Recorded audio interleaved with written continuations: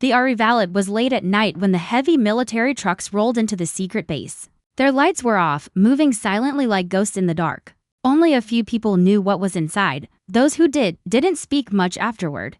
The truck stopped in front of a large underground door. Two soldiers stepped out. They looked nervous. One of them whispered, "Is it still alive?" The other didn't answer. He just pointed to the cage in the back. The cage was big, made of metal bars that looked stronger than anything normal inside. Something sat in the shadows. It didn't move, it didn't speak. But they could feel its eyes watching. General Roland stood waiting at the entrance. He was a tall man with a deep scar on his left cheek. He had seen many strange things in his life, but nothing like this. "Bring it in," he ordered. Slowly, the cage was wheeled into the underground chamber. Bright lights turned on. Now everyone could see it clearly. The alien was unlike anything they had seen before. Its skin was dark gray, smooth like stone. Its eyes were large, glowing faint blue. It had no mouth, no nose, just those eyes, always watching. Scientists and soldiers gathered around. Some were scared, some were curious, one even took a photo. But the camera stopped working right after. "We found it near the old mines," the general explained to the team. "It wasn't attacking, it was just standing there." "Did it resist capture?" asked a young scientist. "No.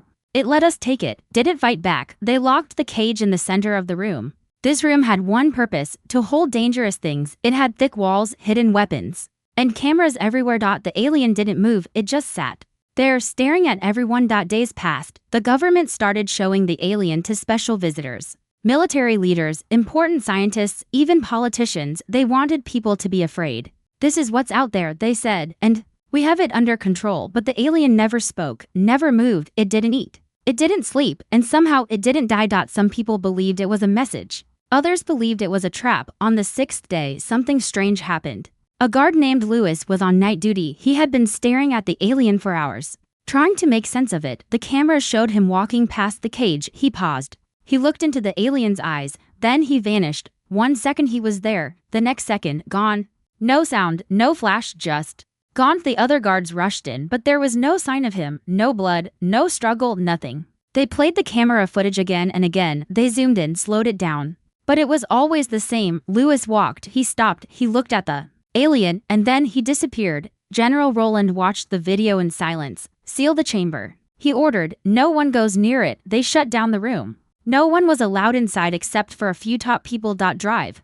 Emma Vale was one of them. She was calm, smart, and quiet. She didn't believe in fear. She believed in understanding. She sat outside the chamber, reading reports. She studied the alien's skin, its eyes, its silence. Something didn't feel right. Why hasn't it done anything? She asked herself. Why now? That night, as she sat alone, something strange happened. She heard a voice, not in her ears, but in her mind. A soft, clear voice that said, "Help me." She froze, looked around. There was no one. The voice came again. "Help me.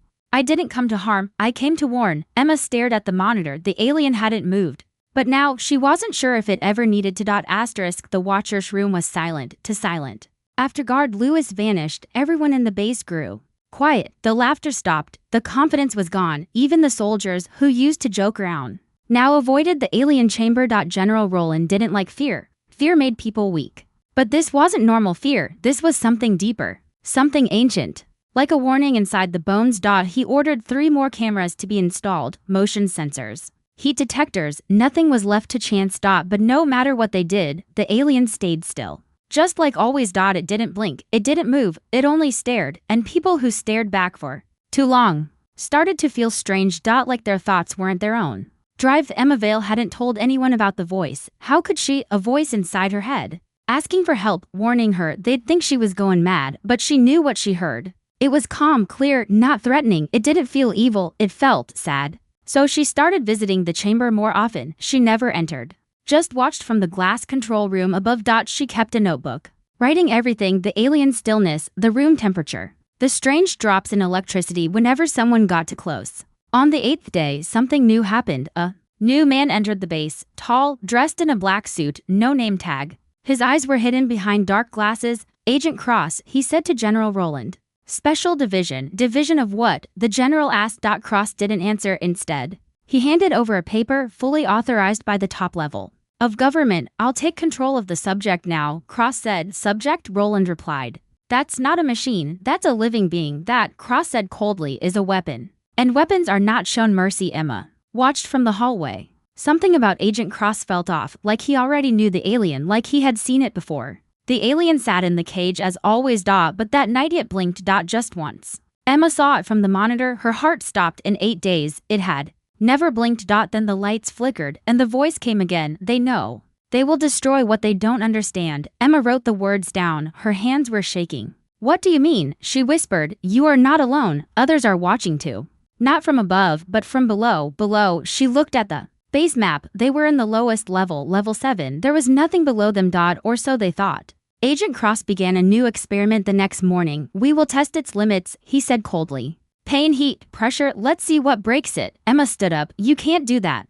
We don't understand what it is. What if it reacts? Cross smiled. That's exactly what I want. As the test began, they turned up heat in the chamber. Red lights glowed. The cage trembled slightly. Alarms were ready in case anything broke out, but the aliens still didn't move. Until the heat reached critical levels. Then something inside the alien's chest began to glow, not red, not blue, but pure white. The cameras glitched. Power flickered, screens turned black. And then one word appeared on every screen in the base. Just one word in bright white letters. Watching. Panic spread. The soldiers backed away from the chamber. Cross shouted for control, but the lights exploded above him. Emma rushed to the control panel. Everything was fried. But the voice returned in her head, stronger now. They caged me to show power. But they don't see who watches them. Who? Emma asked aloud. They are waking. They are below. I came to warn your kind. But you chose fear. Emma felt her breath shorten. Her heart pounded. What's below? No answer. But deep underground, something began to move. Metal walls shook. Dust fell from the ceiling. And from the bottom of the base, where no map showed any level, came a low, humming sound. It was not mechanical. It was alive. Seal the base.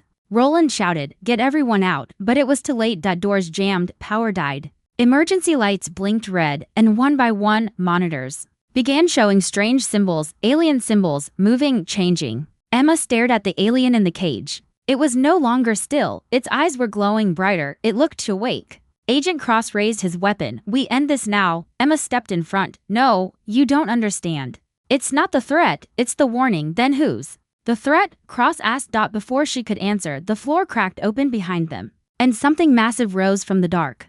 The awakening floor split open with a deep, growling sound. Metal beams twisted. Dust and smoke filled the chamber. Alarms screamed across the base. Emma could barely breathe. The air was thick, not just with smoke, but with something heavier. Like pressure from another world, a dark shape rose slowly from the crack in the ground. It wasn't fast. It didn't need to be. Its size and presence were enough to freeze every person in the room. The soldiers raised their weapons. Don't shoot, Emma shouted, coughing. Not yet. The shape kept rising, black skin, sharp edges, glowing red lines across its body like veins filled with fire. It had no eyes, no face. But everyone felt it watching them. Agent Cross stepped forward, aiming his rifle, target locked. No, Emma cried. It's not attacking. Cross fired. The bullet hit the creature and disappeared. No sound, no blood, just silence. Then the lights exploded again. The creature moved one arm. Just one. And the metal door behind the soldiers bent like paper deep inside the cage. The first alien, the one they had captured, stood up. After 9 days of sitting in silence. It moved, not fast, not slow, simply with purpose. Its eyes glowed bright white now. It stepped forward, pressing its hand against the cage. The bars melted, not burned, not broken. Melted like they were made of wax. Emma watched in disbelief. The alien walked calmly out of the cage. For the first time, it looked real. Not like a prisoner, not like a beast, but like something greater. Something ancient. Something human minds could barely understand. They have awakened. The voice came again in Emma's mind. Because you forced their hand, Emma asked, trembling. Who are they? The alien turned to face her. They are the Watchers. They have slept under your world for 1,000 years. They are not from my kind. I came to warn you, but now, it is too late. Agent Cross screamed. Everyone, shoot, bring it down. Soldiers opened fire. Bullets flew through the air, but didn't hit anything. The dark creature near the floor raised one arm. The bullet stopped midair, floating, spinning, then dropped. As if the laws of gravity had changed. They can bend space, Emma whispered. They control physics. They are not visitors, the alien said. They are prisoners of this planet, locked deep below, long before your kind walked the earth. Emma's eyes widened. Then we didn't capture you. No, the alien replied. You build your base on their prison, and my signal woke them, outside the chamber. Chaos spread through the base. Lights turned red, elevators stopped, screams echoed through halls. Every screen in the base showed the same moving symbol, 3 circles spinning inside one another. No one knew what it meant, but everyone felt what it meant. Doom. Inside the main control room, General Roland stared at the monitors. He tried to call for backup. No signal. Tried to escape through the emergency tunnels. All sealed. Only one message kept flashing across his console. You were warned. He slammed his fist down. What are they? What do they want? The answer came, but not through the speakers. It came from inside his mind. Balance. Emma stood in front of both beings now, the alien from the cage, and the one that rose from the floor. The first was light, the second was shadow, but neither attacked. They only watched. Emma felt it, a strange peace inside her mind, as if time had slowed. She saw images, wars, stars dying, planets falling, cages built deep inside the earth, the watchers sleeping under oceans, deserts and ice, sleeping until disturbed. Humans are loud, the alien said. You dig, you burn, you break the ground, you call things you do not understand. Emma fell to her knees. What happens now? The two beings turned toward each other. They didn't speak, not out loud, but the base shook, pipes burst, the air thickened, and then the Dark Watcher vanished. In one blink, it was gone. No explosion, no flash. Just absence. The alien turned to Emma one last time. I will return. When the next cage breaks, tell your kind. It paused, almost like it was searching for the right word to listen. And with that, it faded to like smoke in the wind. 3 days later, the base was closed. Sealed. The government denied everything. No records. No reports. Agent Cross disappeared. Drive Emma Vale went missing. Some say she went underground, searching. Others say she still hears the voice, warning her of other watchers waking up across the planet. But one thing is certain, the watchers are not gone. They were never gone. They were waiting. Asterisk the Signaldi world never knew what happened at the base. News reports called it a gas explosion, no survivors, nothing to investigate. But the truth was buried, deep underground, with the cage that no longer held anything. And the watchers had only just begun to wake. 3 weeks later, in a small observatory in Chile, a scientist named Leo sat staring at the sky. He wasn't looking for aliens, he was listening for signals. Radio signals, gamma waves, space noise, anything strange. That night, his computer beeped. Signal received, unknown source. Leo leaned forward. The frequency was low, almost too low. Not from any satellite, not from space. It was coming from Earth. From beneath the surface. A repeating pattern, 3 long pulses, too short, then a pause. Over and over again, he ran it through every database. No match. No explanation. He sent the file to the World Science Network. Most ignored it, but one man did in single quotes. In a hidden office in Berlin, a hacker named Elsa opened the message. She wasn't just a hacker. She used to work for a secret European defense lab. She'd seen strange things, and this wasn't noise, this was communication. She converted the signal into sound. It wasn't just pulses, it was a voice. A whisper. Soft, ancient, repeating a word in a language she didn't understand. But somehow, she felt the meaning. The word meant, return, return. What return? Who? Meanwhile, across the world, strange things began to happen. In the Sahara Desert, an entire patch of sand turned black overnight. In the Himalayas, climbers reported hearing voices under the ice. And in an underwater mining station off the coast of Japan, the workers disappeared. Their final recorded message was only one word: watching. Back in the United States, a secret meeting was called. The Defense Council. Men in suits, generals, scientists, even religious leaders, they watched the video from the destroyed base. The one no one was supposed to see. Emma single quotes S notes were recovered. Her voice recordings. In one of them, her voice trembled. They weren't enemies. They were prisoners. Something else locked them here, something even worse. General Roland, who had survived and was now under silence orders, leaned forward. We never asked who built the cage. The room went silent. What if, he continued, the Watchers weren't the monsters? What if they were guarding us from what's still out there? Beneath the Vatican, a man opened a locked room for the first time in 600 years. Inside was a scroll, unreadable by modern eyes, but its drawing was clear: 3 circles, spinning, connected by fire. Beneath them a 4th circle, broken, and in the center a human eye. Watching. Bleeding. Leo single quotes. A signal grew louder every day. Now other observatories picked it up too. Africa, Russia, Antarctica. Some signals came from space. Others from deep inside old mountains. Places untouched for thousands of years. And the same pattern repeated everywhere: return. Return. Return. The Watchers were not sending the signal. Emma had been right. They were the warning. So who was calling now? In a dark forest in Norway, a boy walked into the trees. He had been sleepwalking for weeks. That night, he dug a hole. Inside it was a stone, glowing softly, humming with the same signal. He touched it, and his eyes turned white. He whispered, "They're coming back." The Watchers weren't the first, they were not even the oldest.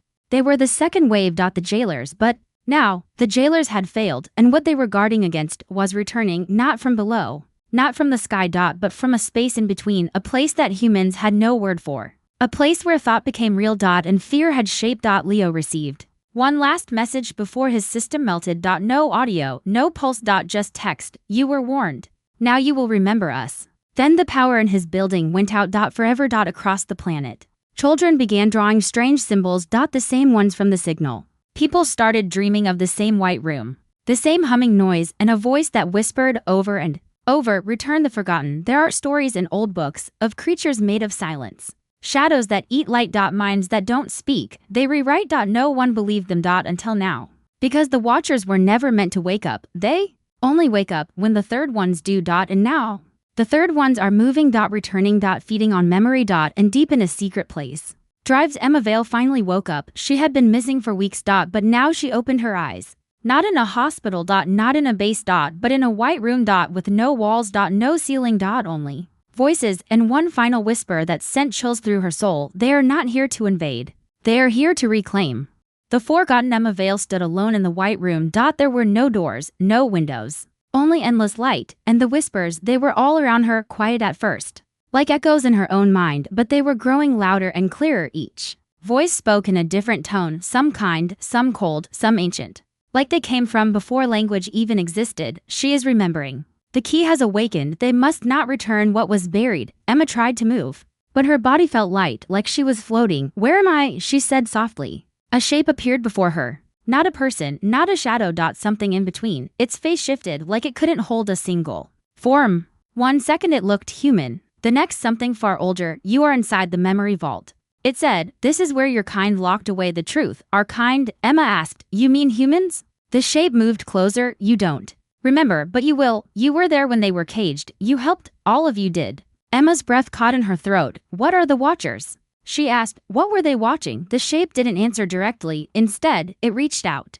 and touched her forehead. Suddenly, the room exploded into images. She was no longer Emma Vale. She was someone else, someone ancient. Her skin was golden, her eyes glowed. She stood in a world that wasn't Earth, but looked familiar. Giant towers floated in the sky, rivers flowed upward, stars blinked during the day. Around her, thousands stood, all looking up at three massive beings, the Watchers. But they were different then. They weren't silent. They were leaders, guardians. They spoke in voices that shaped the air. Emma watched as her past self stepped forward, holding a small, black box. The Watchers bowed to her.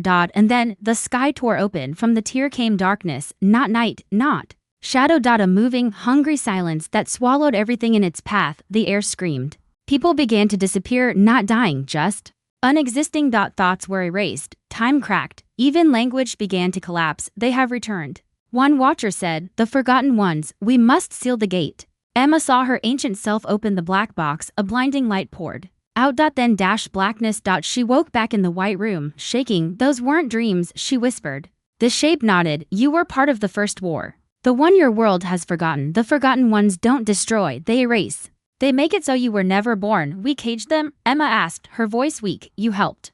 The Watchers built the prison, but your kind held the key. Then why don't we remember any of this?" The shape looked at her. "Because the key is memory itself." Emma stumbled back. "You mean, we forgot on purpose?" "You had to," the voice said. "Because the forgotten feed on fear, but they grow stronger with attention, with thought, with belief." Emma closed her eyes. The signal. The Watchers. The boy in the forest. The return. It was all connected. Humanity was not just being invaded. It was being remembered. And that's what the forgotten wanted.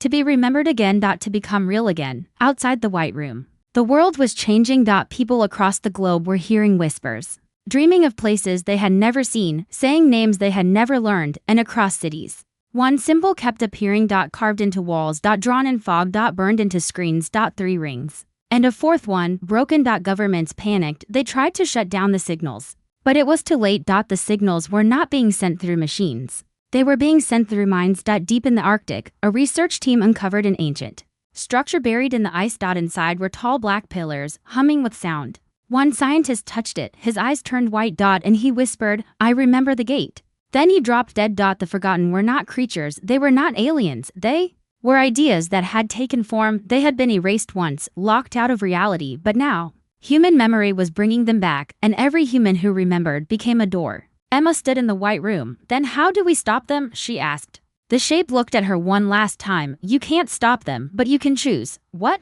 To forget, and then everything turned black. She woke up in the real world. In a small cabin. In the mountains, a fire was burning beside her, and sitting across from her was Leo. Alive. And holding a stone that pulsed with light, he looked up at her and said, "They're already inside us." The door's fire crackled in the cabin. Emma sat still, staring at Leo. He was alive, but different. His eyes were normal, but something behind them had changed. He handed her the stone. It pulsed faintly in her palm, like a soft heartbeat. How long was I gone? She asked. Leo shook his head. Time's not working right anymore, not for us. Emma looked outside. It was dark. To dark, not just night. The stars were missing. No moon, no wind. Just silence. Like the world was holding its breath. Across the globe, people had started to change. Not all. Just some. At first, they called it the glow syndrome. Eyes going white, memory lapses, sleepwalking, drawing ancient symbols on walls, floors. Even their own skin. Some people vanished entirely, not by dying, they just disappeared mid-step.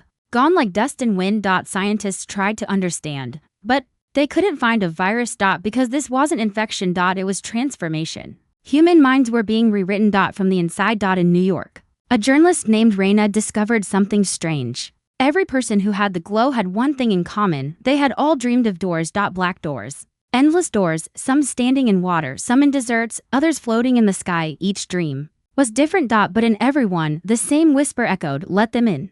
In Sweden, a man built a door in the middle of a frozen lake. He didn't remember doing it. He just woke up and it was there, perfectly shaped, carved with ancient symbols, humming with sound. He touched the handle and screamed, but no one ever found him. Just the door. Standing alone, still humming. Emma and Leo drove through the mountains in silence. Every few minutes, the stone in Emma's hand pulsed brighter. Each pulse pulled her mind somewhere else. Flashes of memory. A world that wasn't Earth. A tall figure with no face, and a voice that said, "Every human is a door. Every mind a key, every thought a lock waiting to break." Emma whispered, "We didn't just forget. We were designed to forget." Leo nodded, "And now we're remembering." They arrived at a bunker built into the side of a cliff. Leo opened the steel door with an old code. "This place was built in secret," he said. "By those who remembered early. They tried to resist." Inside, the walls were covered in ancient writings, some in human languages, others unknown. Maps, dates, timelines. On one wall was a list: known doorways, 9-year-old girl in Istanbul,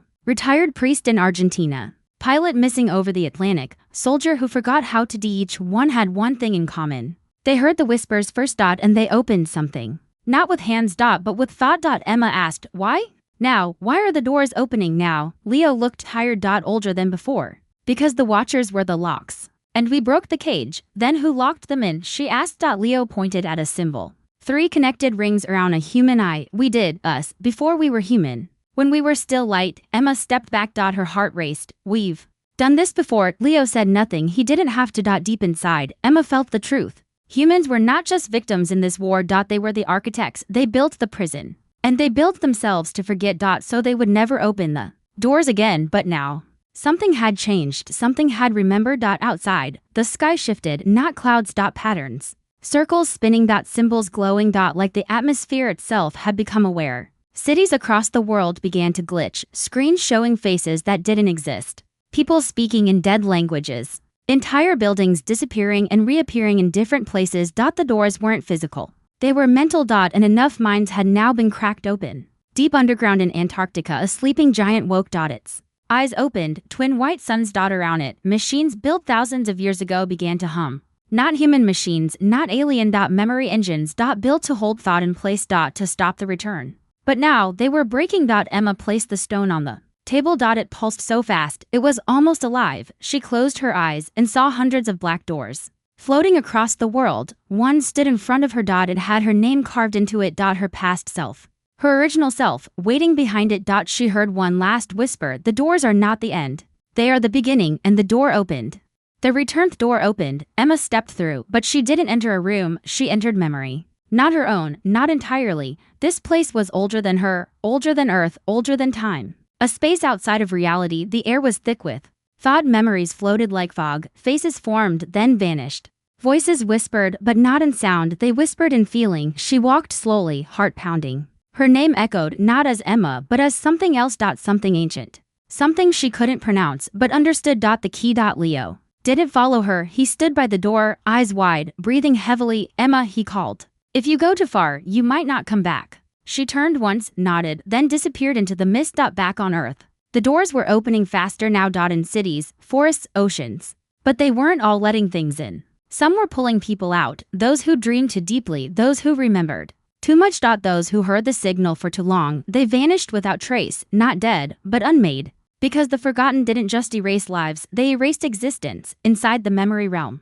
Emma saw a structure, impossible in size. A black tower that stretched both up and down forever, piercing both sky and void. Around it floated millions of broken doors, each one had a name. Names of people long gone. Names of people not yet born, names like hers. She touched one, a vision hit her like lightning. She was standing beside the Watchers. Millions of years ago, but they weren't alien then, they were us. Before humanity forgot what it was. Beings of thought and light, who learned too much, remembered too far, and nearly destroyed the universe by trying to understand the UNSHAPED. So they built the prison, locked the forgotten in a space outside time. But to keep the prison strong, they had to forget what they had done, they had to become small. Limited. Human. Emma fell to her knees. We chose this, she whispered, we chose to be less. And the voice returned, because knowledge is power and power is hunger. You forgot to save the world, but now, the world remembers. Back in the real world, the resistance tried to shut the doors. They built machines to jam thought signals, burned symbols, blinded themselves, nothing worked.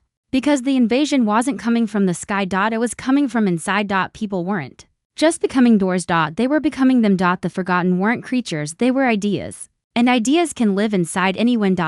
Mother kissed her baby and the child stopped being real. A man prayed in a church and forgot what God was. A teacher wrote on a blackboard and the chalk screamed. In the memory tower, Emma climbed. Each step brought pain. But also clarity. She saw the first war, not of guns or bombs, but of thought, beings who remember too much, who bent time with imagination. Who lost control of their own creations. The forgotten were their children, creations that grew too big to hold, and when they tried to destroy them, they couldn't. So they locked them away and locked away memory of them too. But now, with the Watchers gone, the cage had cracks, and the ideas were leaking back. At the top of the tower, she found the source. A mirror, not glass. Just a shape that reflected thought. She looked into it and saw herself, but not Emma, her original self, not human, not light. Just will, the one who gave the order, the one who built the vault, the one who chose to forget. Emma touched the mirror and the voice said, if you take it back, the cage will close, the forgotten will vanish, reality will be sealed. But Emma asked,